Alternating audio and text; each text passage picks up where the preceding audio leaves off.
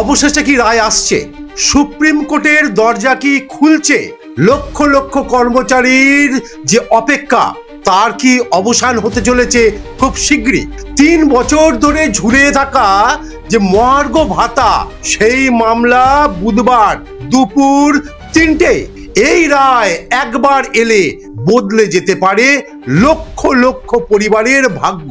কিন্তু প্রশ্ন একটাই, সরকারি কর্মীরা কি জিতবেন নাকি রাজ্যের যুক্তি মেনে নেবে ওই সর্বোচ্চ আদালত? সুপ্রিম কোর্টে ডিএ মামলার শুনানি শেষ হয়েছিল সেই 8ই সেপ্টেম্বর। রায় দানের জন্য তখন বলা হয়েছিল হেয়ার্ড অ্যান্ড রিজার্ভ, মানে সব পক্ষের বক্তব্য শোনা হয়ে গেছে, এখন সিদ্ধান্ত আদালতের হাতে। 3 সপ্তাহ কেটে গেছে আর আজ থেকেই শুরু হয়ে গেছে একটা চারিদিকে চূড়ান্ত গুঞ্জন। বিচারপতি সঞ্জয় কারোলের এবং বিচারপতি প্রশান্ত কুমার মিশ্র, এই 2 বিচারপতির যে স্পেশাল বেঞ্চ, তাতেই উঠতে চলেছে ওই ঐতিহাসিক মামলা। বুধবার দুপুর 3টে রায় দিতে পারেন বিচারপতিরা।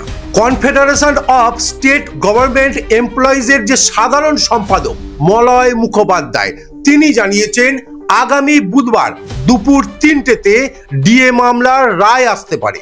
রায় প্রকাশের আগের দিন মানে সাপ্লিমেন্টারি লিস্টে উল্লেখ থাকার সেই সম্ভাবনাটাও কিন্তু প্রবলভাবে থাকবে। সরকারি কর্মচারীদের সংগঠন এখন কিন্তু পুরোপুরি প্রস্তুত।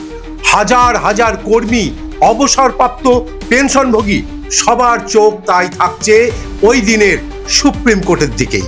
আমরাও থাকবো সাথেই, আপনারাও তাই আমাদের সাথে জুড়ে থাকবেন, চোখ রাখবেন আমাদের এই চ্যানেলে।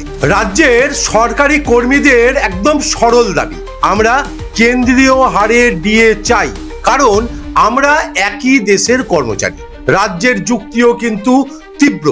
সংবিধান অনুযায়ী কেন্দ্রীয় হারে ডিএ দেয়া বাধ্যতামূলক নয়, রাজ্যের নিজস্ব আর্থিক সামর্থ্যই নির্ধারক। তাই এই এক মামলার রায় নির্ধারণ করবে লাখ লাখ সরকারি কর্মচারীর জীবন, স্বপ্ন আর ভবিষ্যতের ওপর।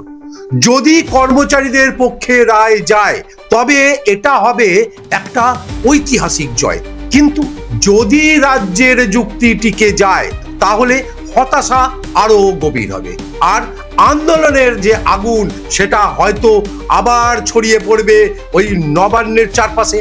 এখন তাই পুরো যে প্রশাসনিক মহল, তারাও কিন্তু তাকিয়ে আছে এই বুধবারের দুপুর 3টের দিকে।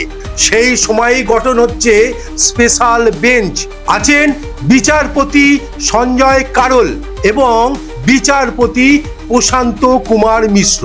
পরদিন অর্থাৎ বৃহস্পতিবারও নাকি এই বিচারপতি কারোলের বেঞ্চই থাকবে। যদি কোনো কারণে বুধবারের রায় না হয় তাহলে কিন্তু বৃহস্পতিবারই এই চূড়ান্ত সিদ্ধান্তের সম্ভাবনা থাকছে। অর্থাৎ বাংলার সরকারি কর্মচারীদের ভাগ্য নির্ধারণ হতে পারে আর হয়তো কিছু ঘন্টার মধ্যেই।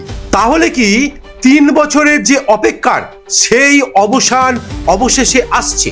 সরকারি কর্মীরা জিতবেন নাকি রাজ্যের আর্থিক যে যুক্তি সেটাই টিকে যাবে আদালতে? এই রায়ের পরেই হয়তো বদলে যাবে শুধু হিসেব নয়, কিন্তু বদলে যেতে পারে বাংলার যে প্রশাসনিক সমীকরণ সেটাও। তাই চোখ রাখুন নিউজ 1 বাংলায়, কারণ বুধবার বিকেল 3টের পর আসছে সেই ঐতিহাসিক মুহূর্তের এক্সক্লুসিভ কভারেজ। আর আপনি কি মনে করেন, ডিএ দেয়া রাজ্যের দায়িত্ব না রাজ্যের ইচ্ছা? কমেন্ট করে জানাতে কিন্তু অবশ্যই ভুলবেন না। আর তাই লাইক করুন, শেয়ার করুন, পাশে থাকুন, সাথে থাকুন আর দেখতে থাকুন নিউজ 1 বাংলা। নমস্কার।